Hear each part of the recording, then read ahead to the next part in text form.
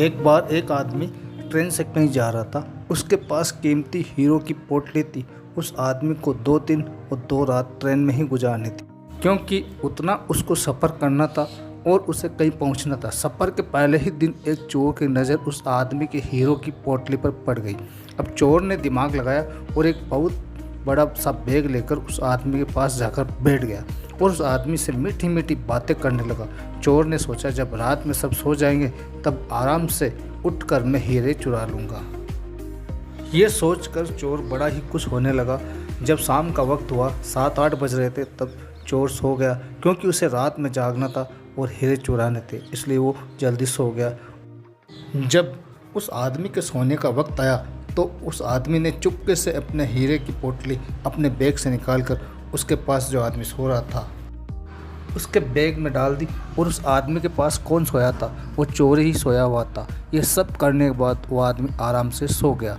रात के जब 2-3 बज रहे थे तब चोर उठा। उसने देखा सब लोग सो गए।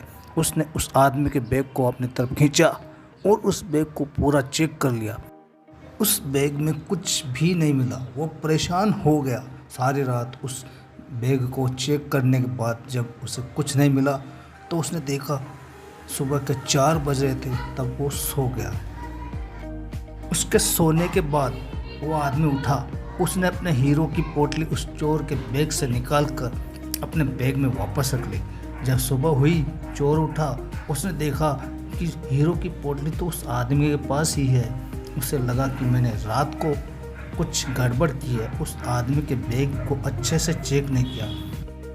उसने फिर से प्लान बनाया कि इस रात बैग को अच्छे से चेक करना पड़ेगा। वो फिर से शाम होते ही 7 बजे सो गया और उस आदमी ने फिर से अपने हीरो की पोटली को अपने बैग से निकालकर उस चोर के बैग में डाल दी। चोर रात को फिर से उठा, उस आदमी के बैग को खींचा, फिर से हीरे ढूंढने लगा, लेकिन हीरे नहीं मिले। वो परेशान होकर फिर से सो गया।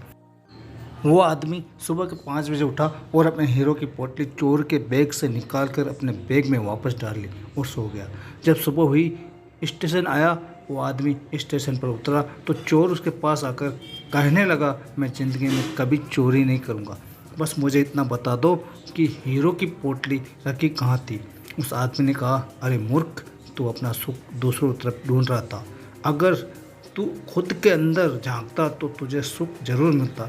अगर अपनी गिरबान में झांकता तो तुझे पता चलता तू चोर नहीं, तू मालिक है।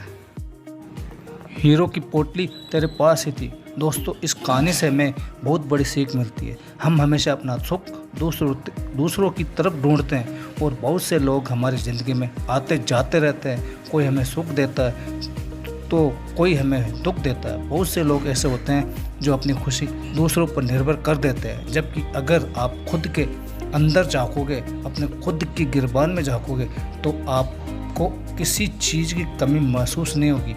आपको सब कुछ मिलेगा। बस आपको एक बार अपने अंदर झांक कर देखना है। तो दोस्तों, एक कहानी आपको कैसी लगी कमेंट करके ज़रूर बताइए और इसी तरह की कहानियों के लिए हमारे चैनल को सब्सक्राइब कीजिए और इस कहानी को अपने दोस्तों के साथ शेयर ज़रूर करिए। धन्यवाद।